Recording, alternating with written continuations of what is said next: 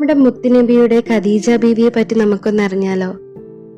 ഖദീജ ബീവി റളിയല്ലാഹു അൻഹ ഖുറൈശി പ്രമുഖനായ കുവൈലിദിന്റെയും ഫാത്തിമ ബിന്ത് സായിദയുടെയും മകളായാണ് ജനനം. ജീവിത വിശുദ്ധിയും ശാലീനതയും പവിത്രതയും കുലീനതയും കാരണം മഹദി അവർകൾ തോഹിറ എന്ന് വിളിക്കപ്പെട്ടു. ആദിഖ് ബിൻ ആബിദ്, അബൂ ഹാല എന്നിവർ ആദ്യ ഭർത്താക്കന്മാരായിരുന്നു. അബൂ ഹാലയിൽ നിന്നും 2 സന്താനങ്ങൾ അവർക്കുണ്ടായി. ഹാല, ഹിന്ദ് എന്നിവരാണ്. മഹദിയുടെ 40-ാം വയസ്സിലായിരുന്നു 25-കാരനായ പ്രവാചകൻ മുഹമ്മദ് നബി സല്ലല്ലാഹു അലൈഹി വസല്ലമ തങ്ങളുമായുള്ള വിവാഹം. നബി തങ്ങളുടെ 6 സന്താനങ്ങൾക്ക് മഹദി അവർകൾ ജന്മം നൽകുകയുണ്ടായി. നബി പത്നിമാരിൽ ഖദീജ ബീവി മാത്രമാണ് നബി സല്ലല്ലാഹു അലൈഹി വസല്ലമ തങ്ങൾക്ക് സന്താനങ്ങളെ നൽകിയത്. 7-മതൊരു പുത്രൻ മാരിയത്തുൽ കിബ്തിയ എന്ന അടിമ സ്ത്രീയിലായിരുന്നു നബിതങ്ങൾക്കുണ്ടായത്. ഇബ്രാഹിം എന്നായിരുന്നു ആ കുട്ടിയുടെ പേര്. മറ്റ് സന്താനങ്ങൾ സൈനബ്, റുക്കിയ, ഉമ്മു കുലുസും, ഫാത്തിമ, കാസിം, അബ്ദുള്ള എന്നിവരാണ്. നുബുവത്തിന്റെ 10-ാം വർഷം റമദാൻ 10-ന് 65-ാം വയസ്സിലാണ് മഹദി ഇഹലോകവാസം വെടിഞ്ഞത്. മികച്ച കച്ചവട നൈപുണ്യമുള്ളവരായിരുന്നു മഹദി അവർകൾ. കച്ചവടത്തിലൂടെ ധാരാളം സമ്പാദിക്കുകയും ചെയ്തിട്ടുണ്ട്. പ്രവാചക ശ്രേഷ്ഠരുടെ സൂചനകൾ അറിഞ്ഞതിന്റെ അടിസ്ഥാനത്തിലാണ് പ്രവാചക ശ്രേഷ്ഠരുമായുള്ള വിവാഹം.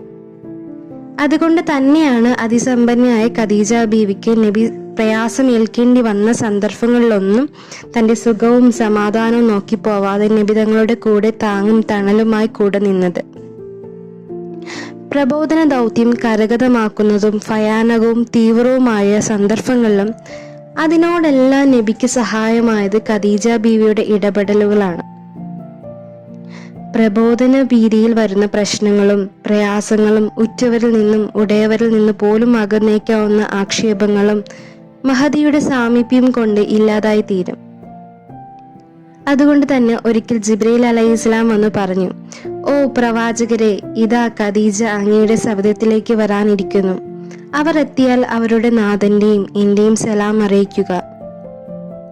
സ്വർഗത്തിലെ മണിമാളികകളെ കുറിച്ച് സന്തോഷ വാർത്ത അറിയിക്കുക." ഇസ്ലാമിക പ്രബോധനം നാൾക്കുനാൾ വർദ്ധിക്കുമ്പോൾ അതിനെതിരെ നബി കുടുംബത്തെ ഭ്രഷ്ട് കൽപ്പിച്ച് ഷിയാബ് അബി ത്വാലിബ് കുറ്റപ്പെടുത്തിയപ്പോൾ നിബിതങ്ങൾക്ക് കരുത്തു പകർന്നത് ഖദീജ ബീവിയായിരുന്നു. ഉപരോധം തീരുന്നതുവരെ ഭർത്താവിനും മക്കൾക്കും സേവനം ചെയ്യാൻ ഇസ്ലാമിന് വേണ്ടി തന്റെ സമ്പത്ത് മുഴുവനും വാരിക്കോഴി നൽകി ആ മഹദി മുൻപന്തിയിൽ തന്നെ ഉണ്ടായിരുന്നു. ഹിറ ഗുഹയിലെ സംഭവ വികാസങ്ങളിൽ പേടിച്ചു പോയ നബിതങ്ങളോട് മഹദി പറഞ്ഞത് ഇപ്രകാരമായിരുന്നു: "എന്റെ പ്രിയനെ, സന്തോഷിക്കുക. അള്ളാഹു അങ്ങയെ കൊണ്ട് നന്മയല്ലാതെ പ്രവർത്തിക്കുകയില്ല." നിബിതങ്ങളെ മഹദി മനസ്സിലാക്കിയതുപോലെ മറ്റാരും മനസ്സിലാക്കിയിരുന്നില്ല. നിബിതങ്ങൾ മലമുകളിൽ ഏകാന്തവാസം അനുഷ്ഠിക്കുമ്പോൾ തന്റെ ഭർത്താവിന് സ്നേഹം കുഴച്ച ഭക്ഷണം നൽകി കൺകുളർക്കെ തിരിച്ചു പോരുന്ന മഹദി ഉത്തമ ഭാര്യയ്ക്കുള്ള ഏറ്റവും വലിയ മാതൃകയാണ് ഖദീജ ബീവി.